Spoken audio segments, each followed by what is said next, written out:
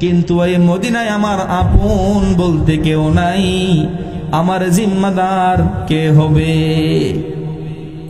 আমার কেউ নাই যে হতো, তাহলে আমাকে ফাঁসির কাস্টে ঝুলাইয়া দেন। একথা বলা মাত্রই কে যেন একজন যুবক ডাক দে বলতেছেন, ও আমিনুল মুমিনিন, আমি ওই ভাইয়ের জিম্মাদার হয়ে যাব।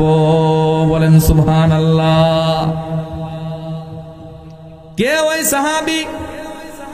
সাধারণ কোন সাহাবী নয়, আল্লাহর রাসূল সাল্লাল্লাহু আলাইহি ওয়াসাল্লামের খেদমত করেছেন 8 বছর। দুনিয়াতে নিজের জন্য একটা ঘরও বানান নাই।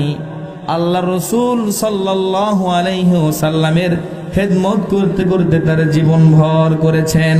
আর এই খেদমত করতে করতে তার বাকি জিন্দেগি তো পার করার ওয়াদা করেছেন। এমন একজন সাহাবী, তার নাম হলো হযরত আবু যর গিফারি।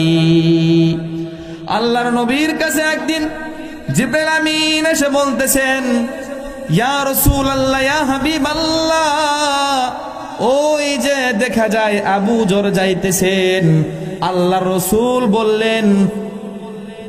রাসূল বললেন, জিবরাইল, তুমি কি আবু যর গিফারিকে চিনো নাকি?